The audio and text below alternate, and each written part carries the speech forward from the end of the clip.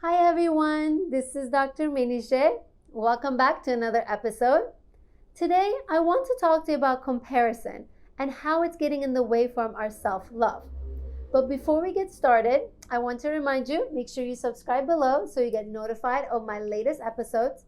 I also want to hear from you. So please make sure to share any questions, comments, experiences you have, and I will make sure to personally respond to you. So let's get started.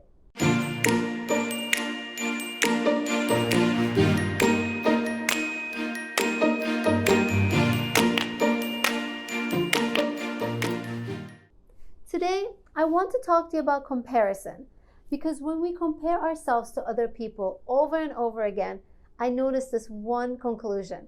We are left feeling less than other person. Comparison never leads to more motivation, never leads to more positivity, optimism, ambition, or the drive. The comparison game always leaves you feeling unworthy, unaccomplished, behind, and ultimately not good enough. And when you feel those things, when you feel unworthy, unaccomplished, you are also now more likely to feel hesitant, scared, insecure, overwhelmed, frustrated, and doubtful.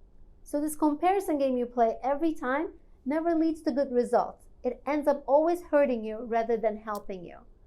And I think this is because by definition, when we're doing the comparison game, when we're comparing ourselves to the other people, here is what happens. I compare my worst imperfect self to your best perfect self. The comparison tends to always work this way. We compare our worst to somebody else's best. And when we do that, there's only one conclusion that comes up, that we're not good enough, that the other person is doing a better job, the other person has it more put together than us, the other person is, more ahead than us. And again, it leaves us feeling unworthy, unaccomplished, and ultimately not enough. And this conclusion, this evidence you find is used against you by your negative self-talk as a proof that you are unworthy, you are unaccomplished. And all of this is quite untrue and inaccurate. And before I share with you how to avoid this comparison game or how to, fight the urges to compare yourself to other people, I also want to share one more thing with you about why we do this comparison often and from a very young age. And I think a big part of the reason we have this comparison tendency or the urges to compare ourselves to other people has to do with our wiring. We are wired for social connection and we're wired for social belonging. By nature, we need to have our tribe, we need to have our village, we need to have our support system. So our desire for connection, our desire for belonging at times can have a very ugly turn. Meaning that this need for connection and attention to other people around us and finding people that are like us, like-minded people, can actually take an unhealthy turn where unknowingly or intentionally, instead of looking for a support system, we now are likely to compare ourselves. So it's important that when you remind yourself that, why am I keep doing this?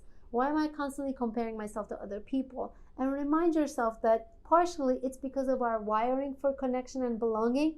Hopefully, you're less mad at yourself for doing this comparison. Hopefully, you can have compassion and understanding and empathy and ultimately forgiveness towards yourself for doing all of this comparison game that has pretty much sucked the life out of you, sucked that self-love out of you. So, understanding that there is a reason why we do comparison and understanding that, there's not necessarily we can maybe stop it, but we sure can manage it and hopefully slowly overcome it. There are a couple tools I want to share with you. First one is awareness. It's really important for you to become more aware when your urges to compare yourself to other people are triggered. You really want to look at situations, places, people that you tend to do the comparison game with. Is it specifically at work? Or do the comparison when it comes to specifically like your parenting role? Or do you compare your marriage, your relationship to other people's marriages and relationships? And again, you want to understand what are your triggers to comparison. I might compare myself to other people when it comes to work, and then my best friend might compare herself to other people when it comes to marriages and relationships. So again, we both do the comparison, but we have different triggers. And we really want to understand your own individual triggers to comparing yourself. And another way to do that is that you can have create an inventory of your comparison history. What I mean is that by journaling and writing down a few things, you can start to reflect on, when did you start comparing yourself to other people? Did it start during adolescence, which is a very typical age where we are more self-conscious, and there's all that dynamic of the middle school, high school? Or did you start comparing yourself when you got to college? Because a lot of times in high school, you may have been the star student or this very successful student, but in college you ended up being with friends, classmates who are quote unquote at your level. So you might maybe start doing the more comparison. You're comparing your worst to somebody else's best, more so in college rather than adolescent. So again, you want to do your inventory of your comparison history to understand yourself better. And hopefully some of that information from your past can help you with what's going on in the present time. The second tip, the second tool I want to share with you to get a handle on this comparison urge is to redirect your attention. So when you notice when and where you do comparison, you want to then stop. You want to recognize, okay, I'm comparing myself to my sister, I'm comparing myself to my friend. Again, you might be having that comparison thought when you're cruising on social media. And when you notice it, what you want to do, again, not shame or judge yourself for having that comparison tendencies, is instead you want to notice it and then redirect your attention to something else. I would recommend that you always redirect your attention back to you. It's really helpful to use all your 5 senses and bring your attention back to you. Recognize your strength, give yourself compliments, give yourself positive affirmations. Because at the end of it, you can only control yourself. So redirecting your attention when you're having these comparison games to yourself ultimately is the best thing to do. The second step, number 3, for comparison skills or skills to overcome comparison, is to learn to tolerate, accept, and eventually celebrate your imperfections. That probably is a very loaded step, a complicated skill, because it takes a lot of practice, but ultimately it's the most important to do in order to avoid our comparison tendencies or get a handle on our urges to compare ourselves to other people. Starts with self-acceptance.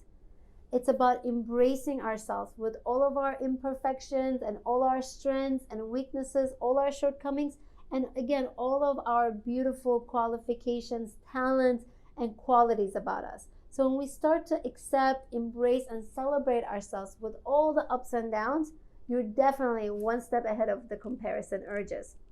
And the last, 4th step I want to share with you when it comes to managing comparison is to practice gratitude. The reason that I want to bring up gratitude is because it's one of the most effective ways to come back to the present moment. When you're comparing yourself to other people, you might be again comparing how they're doing and how things are going for them for the future, or how you've done things in the past and you are where you are because of that. So with comparison, you're traveling to the past and the future. And the gratitude, practicing gratitude, can bring you back to the present moment. And if you think about it, it's again a way of redirecting your attention instead of focusing what's happening externally to bring yourself back to the internal. So these are 4 things you can practice in order to get a handle of your comparison.